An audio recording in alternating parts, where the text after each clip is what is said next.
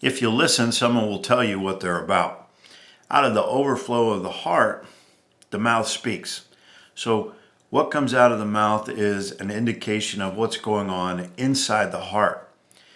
There's a proverb in chapter 10 of the Proverbs that really help us with this.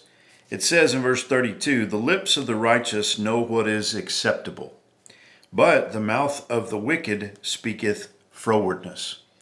So you have this contrast between the righteous and the wicked, and you have this contrast between what they're speaking, what's coming out of their mouth, that which is acceptable versus that which is froward. Now, what does froward mean?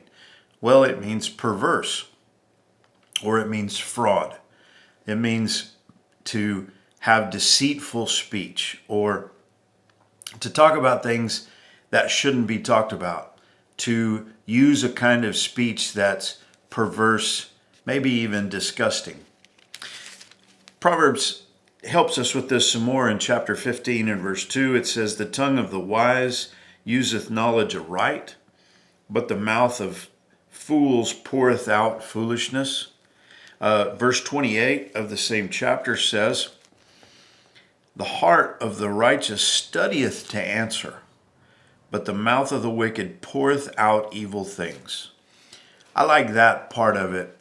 If you're going to speak with acceptable speech, you need to study how to answer. And there's a difference between the righteous person who studies how to answer. In other words, they watch what they say, versus, he says there, the mouth of the wicked poureth out evil things. It just comes flowing out, you know. Maybe you've heard people say, well, so-and-so doesn't have any kind of a filter. Well, you're supposed to, and you need to. You need to have a filter. And the New Testament tells us this in Ephesians chapter 4, verse 20, "Let no corrupt communication proceed out of your mouth, but that which is good to the use of edifying, that it may minister grace unto the hearers." So the righteous person understands that their words are important and that they can bring blessing to someone, or they can beat someone up. They can tear someone down with their words. And not only that, but the righteous person knows that there's a war going on inside of them, and that they need to fight that battle, take every thought captive and make it obedient to Christ, and study how to answer rather than just spitting out the first thing that comes to mind. Because the first thing that comes to mind is probably flesh if you haven't run it through the Jesus filter first.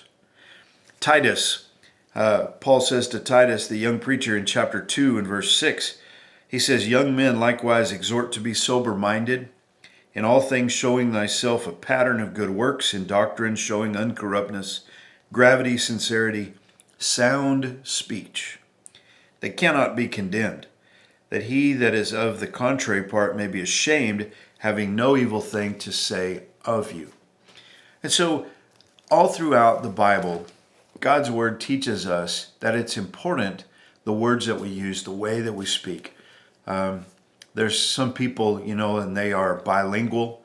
They speak English and profanity. Well, for a follower of Jesus, that's totally unacceptable. That's corrupt speech. That's froward speech. That is the kind of thing that comes from an evil person, not from a righteous person. And so, as the proverb says, there is a difference. The lips of the righteous know what is acceptable, and the righteous person studies to know how to answer. But the mouth of the wicked speaketh frowardness, or perversity and fraud. So I just want to encourage you, if you know Jesus, then let Jesus have control of your mouth. James tells us that your tongue is something that can literally be set on fire by hell. That's not what you want. You want for Jesus to have control, to him to be Lord over what you say and how you say it. And so I just want to encourage you in that today. God bless you. Have a great day.